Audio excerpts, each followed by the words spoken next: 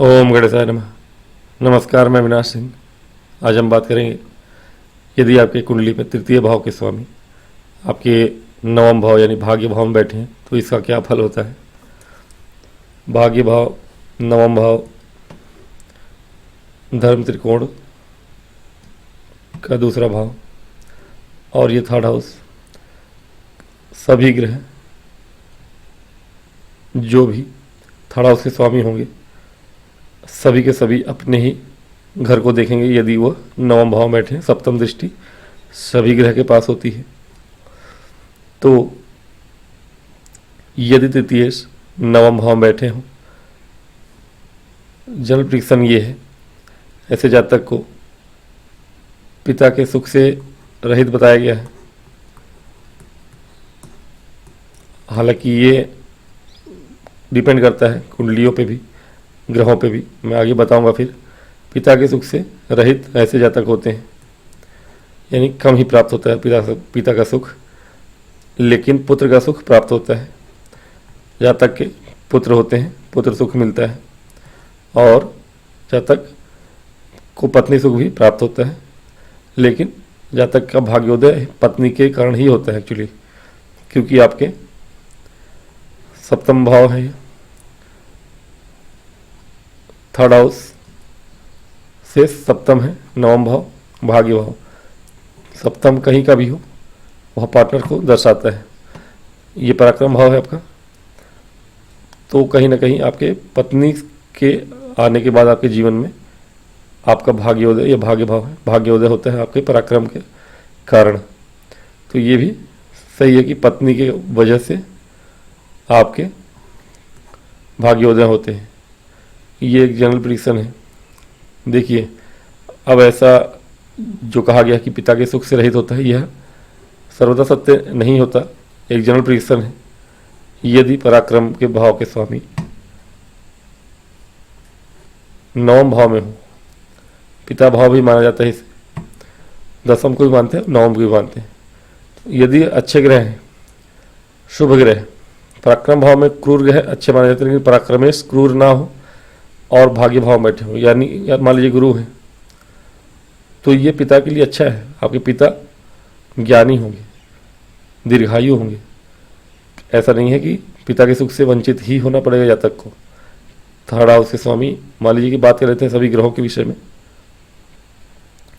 ऐसे जातक के छोटे भाई बहन हो, उनके कारण भी उनका भाग्योदय होता है, सिर्फ पत्नी के कारण ही नहीं। छोटे भाई बहन भी उनके जीवन में सदा काम आते हैं। उनका भाग्योदय होता है कहीं ना कहीं अपने कार्यस्थल से थोड़ी दूर जाके काम करें, या डेली यात्रा करने पे भी, या कम्युनिकेशन के फील्ड में हो, किसी भी फील्ड में हो, भाग्य उनका साथ देता है। ऐसे लोग जिनके थर्ड हाउस के स्वामी नवम भाव में हो, ये वही लोग हैं जो 50% करते हैं और 200% रिजल्ट लेके आते हैं। ऐसे ही लोगों के जीवन में आप देखेंगे कि बहुत से लोग ऐसे होते हैं कि बोलते हैं कि भैया वो काम तो बहुत करता नहीं है, या पढ़ाई भी, बहुत से लोग होते हैं कि पढ़ाई नहीं करते, ज़िंदगी भर साल भर खेलते कूदते रहेंगे, लास्ट के 1 महीने पढ़ेंगे और परसेंटेज उनका अच्छा आएगा। बाकी सब बोलेंगे यार ये पढ़ता नहीं है, हमको भी परेशान करता है, लेकिन परसेंटेज अच्छा कैसे आता है? उसका भाग्य उसका साथ दे रहा होता है, क्योंकि पराक्रम भाव में बैठ के भाग्य भाव से अपने ही भाव को देखते हैं कोई भी ग्रह, तो भाग्य और पराक्रम को मिश्रित करते हैं।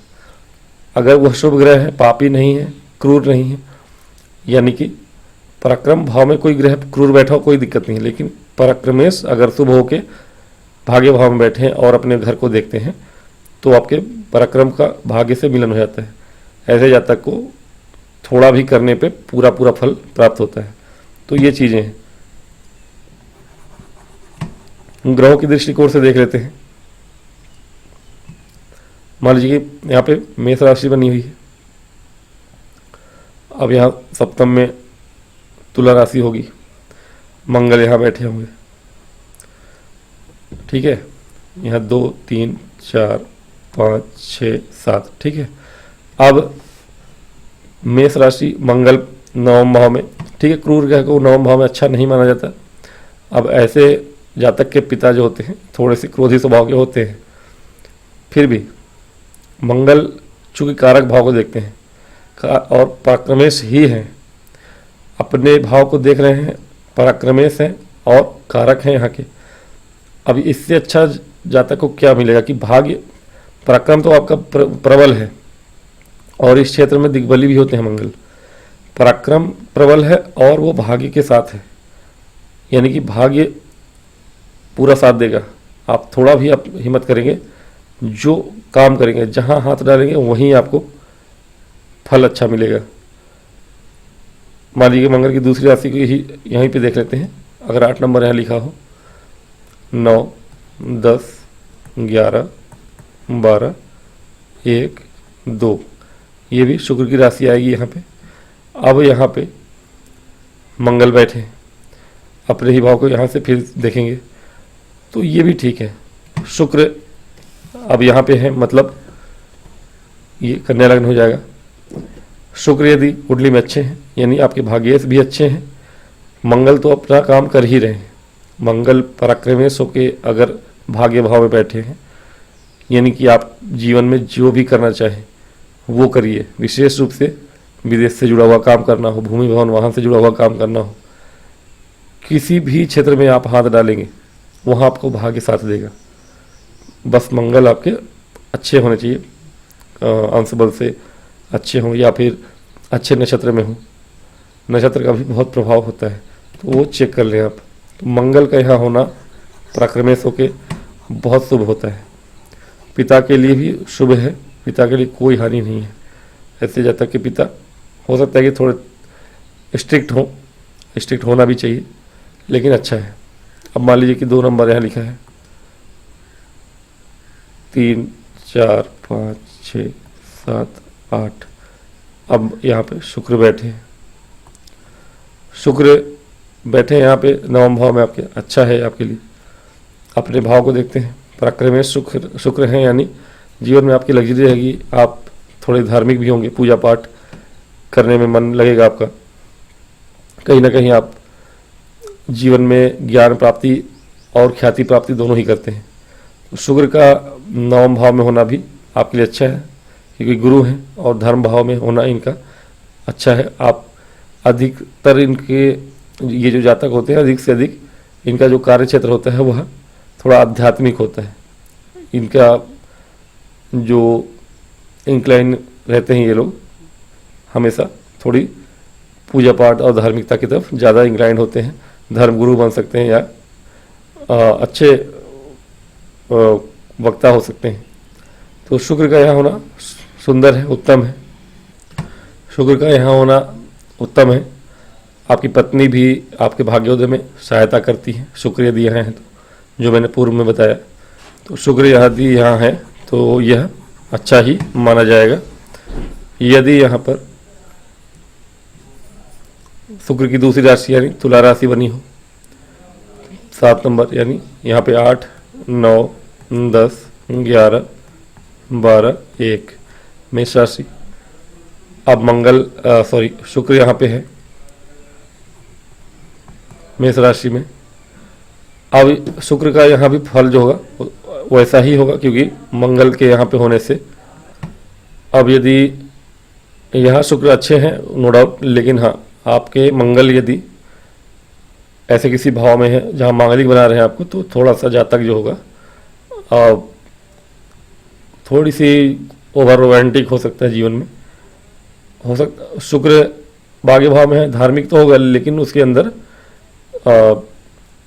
बहुत ज़्यादा कहीं ना कहीं एक छोड़ के दूसरे छोड़ के तीसरे स्त्रियों में रत रहने की आदत पड़ जाती है, क्योंकि मंगल की राशि में शुक्र है। मंगल यदि ऐसे किसी भाव में जहाँ मांगलिक बना रहे हैं आपको या इन्हीं के साथ बैठे हो, तो ऐसा जातक जो होता है थोड़ा सा कैरेक्टर से, चरित्र से ढीला हो जाता है।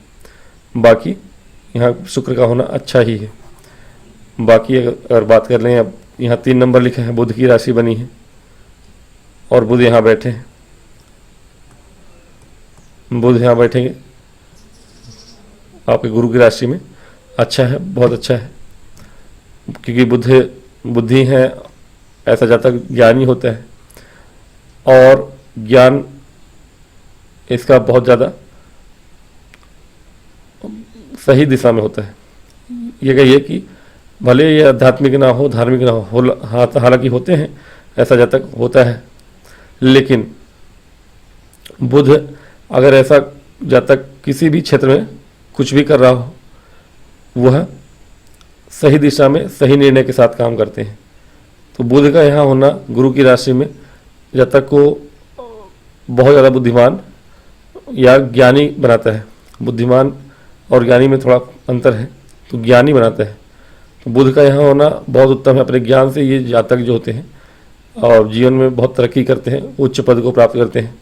विशेष रूप से इनके कार्य जो होते हैं, अब जाहिर सी बात है, ऐसे जातक ज्ञान से ही अपना जीवन यापन करते हैं और अच्छी शिक्षा प्राप्त करना, सारी चीज़ें इनकी बुद्धिमत्ता पे निर्भर होती हैं और ये अच्छा ही करते हैं जीवन में। बुध का यहाँ होना भी शुभ है। यदि यहाँ पे बुध की दूसरी राशि बनी हो, 6 नंबर लिखा हो,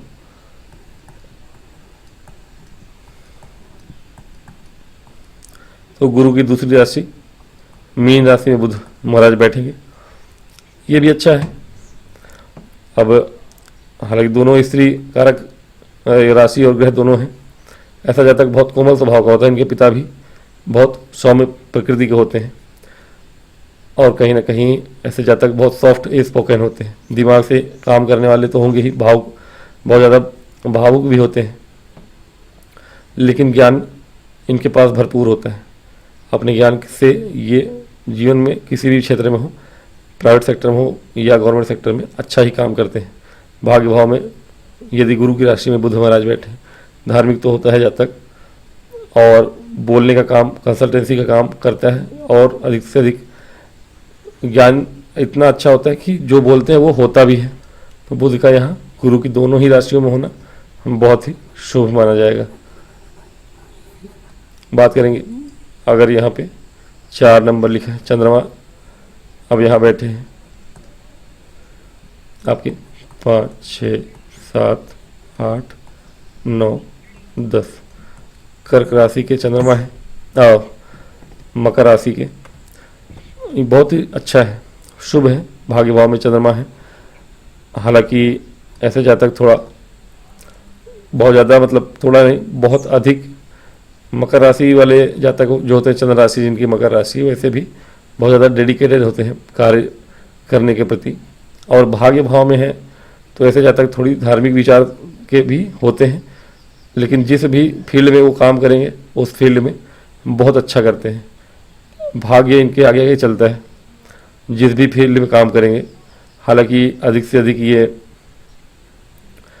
आपके बुद्धि वाला ही काम करते हैं और बुद्धिमत्ता का काम करना इन्हें पसंद भी होता है। ऐसे जातक हालांकि बहुत तेज दिमाग के होते हैं, तीव्र बुद्धि जिसको कहते हैं। गणित का विषय हो, ये सारी साइंस के सब्जेक्ट में ये बहुत तीव्र होते हैं। चंद्रमा का 9वां भाव में होना अच्छा होता है और मकर राशि के तो और भी अच्छा है। पराक्रम और भाग्य और डेडिकेशन इनके साथ जुड़ा होता है। डेडिकेशन होने के कारण ये थोड़ा भी मेहनत करते हैं। चंद्रमा बस पीड़ित ना हो, शुक्ल पक्ष के हों, शुक्ल पक्ष के लेकिन पूर्णिमा के आसपास के अच्छे हों या अंश बल से कम से कम अच्छे हों और अमावस्या के आसपास के ना। चंद्रमा के यहाँ होना बहुत ही शुभ है, बस चंद्रमा आपके पीड़ित ना हो और अशुभ ग्रह से देखे ना जाते हो या बैठे ना हो उनके साथ, राहु या और केतु के साथ विशेष रूप से, तो ज़्यादा बेहतर है। बात करेंगे यहाँ अगर सूर्य महाराज की राशि बनी हुई है तो कहीं ना कहीं अब यहाँ सूर्य 9 में बैठे, 9 में क्रूर ग्रह का होना कभी भी शुभ नहीं होता और वो भी शत्रु राशि में। अब ये अवश्य आपके पिता के लिए सही नहीं होगा। बाकी सूर्य को 9वें भाव में अच्छा नहीं कहा गया है। हाँ, यही सूर्य 3rd हाउस में हो तो अच्छा है। यहाँ पराक्रमेश जरूर है। अपने घर को देखते हैं, ऐसे जातक कि पिता से इनको लाभ जरूर होता है। पिता को भले कष्ट हो लेकिन इनको पिता से प्रेम, प्रॉपर्टी सब कुछ प्राप्त होता है ऐसे जातक को, और पराक्रमी तो होते हैं ऐसे जातक। बाकी धर्म कर्म के कार्य में भी ठीक है, जनरली अच्छा नहीं माना जाता सूर्य का यहाँ होना। फिर भी सूर्य यदि यहाँ है 9वें भाव में तो ऐसा जातक धार्मिक तो होता है और भाग्य भी इनका साथ देता है। ऐसे जातक जो होते हैं अपने मतलब कि एक तरह से कह सकते हैं कि अपने ही पुराने रीति रिवाज के हिसाब से ही चलने वाले होते हैं। बहुत ज़्यादा अपने जीवन में नयापन या बदलाव या दूसरे कल्चर को लेके, दूसरी संस्कृति को लेके उसका पीछा नहीं करते। अपनी संस्कृति को, अपने कल्चर को थोड़ा सा ज़्यादा महत्व देते हैं। ऐसे जातक अगर सूर्य यहाँ पे है तो सूर्य का यहाँ होना कुछ चीज़ों के लिए अच्छा है लेकिन कुछ चीज़ों के लिए ख़राब भी है।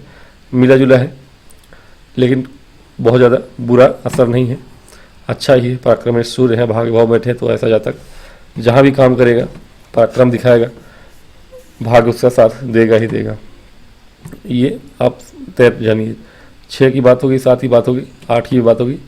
यहाँ 9 नंबर लिखा हो गुरु की राशि तो यहाँ 10, 11, 12, 1, 2, 3 बुध बैठेंगे यहाँ पे। यहाँ पे 3 था तो यहाँ पे 9 था। यहाँ क्योंकि सब एक दूसरे से 7वें पे है तो बुध पराक्रमेश होंगे तो गुरु की राशि में बैठेंगे और गुरु पराक्रमेश होंगे तो बुध की राशि में। तो कहीं ना कहीं सॉरी यहाँ बुध नहीं, यहाँ गुरु लिखेंगे हम। तो गुरु यहाँ बैठे हैं बुध की राशि में। अब ये बहुत ही अच्छा है। गुरु का लग्न त्रिकोण और केंद्र में होना अच्छा ही है। केंद्र से भी अधिक त्रिकोण में ज़्यादा शुभ माना गया है गुरु महाराज को। लग्न में हो, पंचम में हो, नवम में हो, ये 3 जगह जो धर्म के स्थान है यहाँ पे गुरु महाराज का होना बहुत शुभ है। लाभ भाव में भी ठीक है लेकिन गुरु लग्न, नवम, पंचम में ही सबसे शुभ माने जाते हैं। लग्न में सबसे शुभ कह सकते हैं आप क्योंकि ये उनका दिग्बली होते इधर। फिर भी नवम के तो कारक ही हैं। तो ऐसे जातक जो होते हैं बहुत ज़्यादा ज्ञानी तो होते हैं, वैभवशाली होते हैं, धन, स्त्री सब कुछ प्राप्त होता ही है। और कहीं ना कहीं इनका जो जीवन में काम है वह ज्ञान प्राप्त करना और ज्ञान बांटना, प्रसार प्रचार करना ज्ञान का, किसी भी क्षेत्र हो, किसी भी लाइन के हो। ऐसे जातक ज़्यादा टीचर बन सकते हैं और टीचिंग के काम में मतलब ज्ञान प्राप्ति और ज्ञान को ही प्रसारित करना इनका धर्म और कर्म होता है। धार्मिक होते हैं, धार्मिक ज्ञान भी देना लेना इनका काम होता है। आध्यात्मिक और किसी भी प्रकार की सांसारिक ज्ञान हो तो वो काम करते हैं ये। तो गुरु का नवम में होना बहुत ही शुभ है।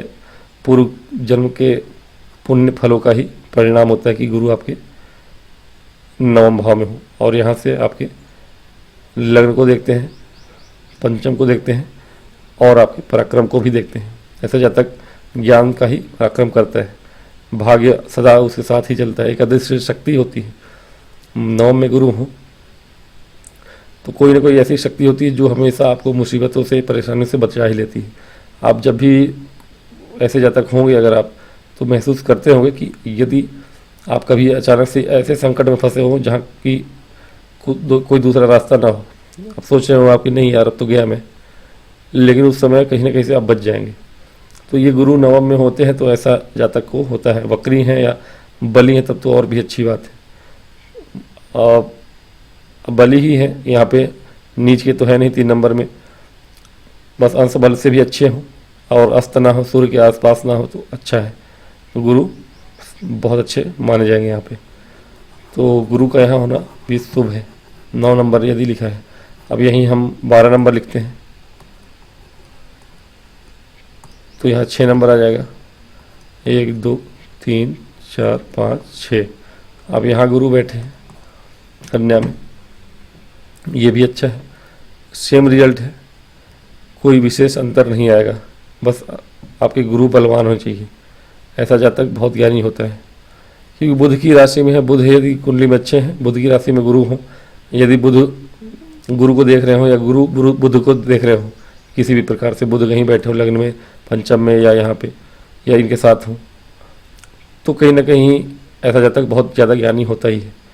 ज्ञान का प्रचार प्रसार करना, ऐसे जातक किसी को सलाह दे दें, कोई सलाह देते हैं यदि तो वो सलाह जो होती है काम आती है। दूसरों के भलाई के। अपनी भलाई ये करें ना करें, दूसरों की भलाई कर देंगे उस ज्ञान से।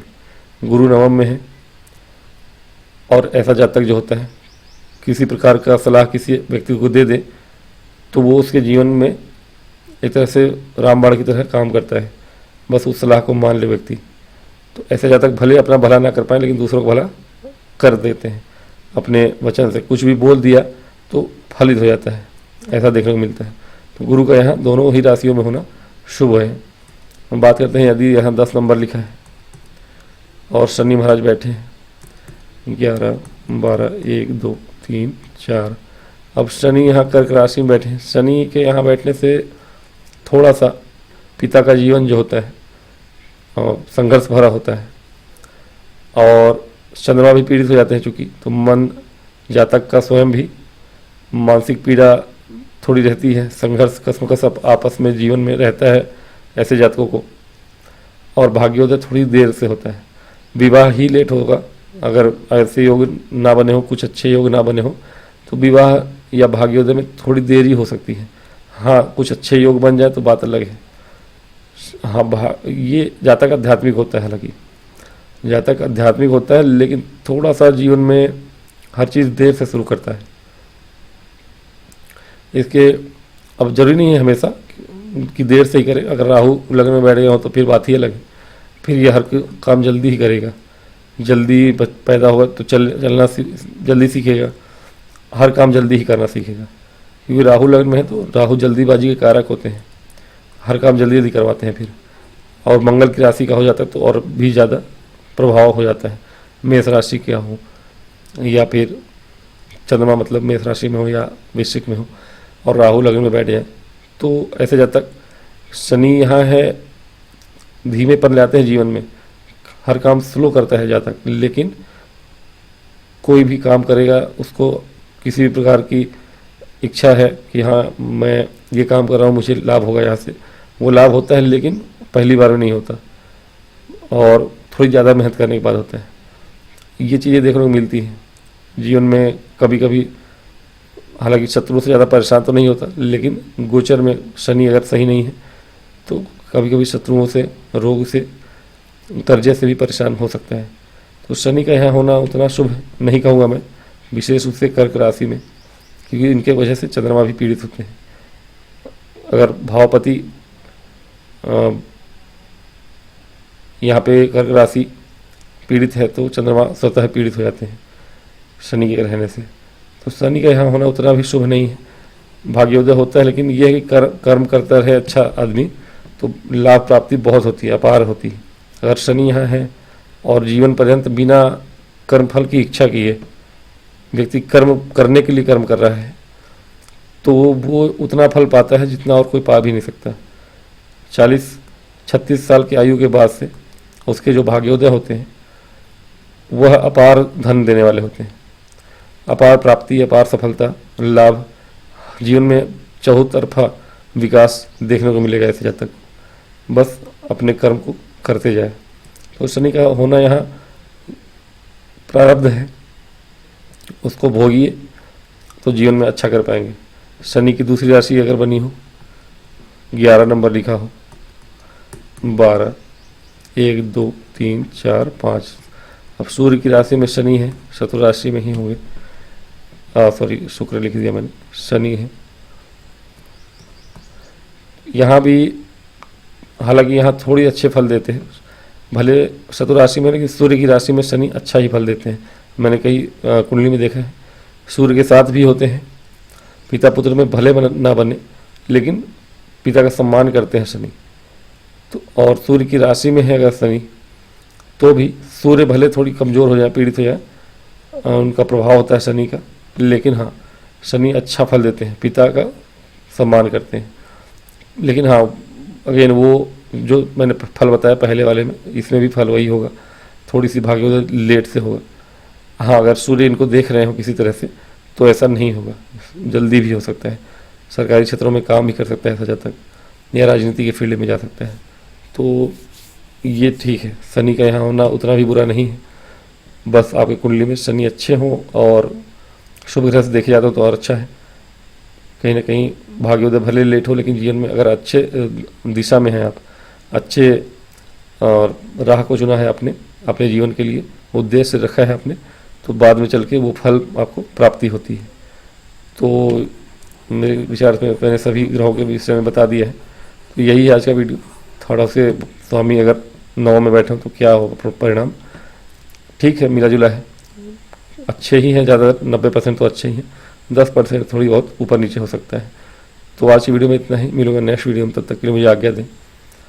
और यदि वीडियो पसंद आए तो लाइक करें, सब्सक्राइब करें। ओम गणेश।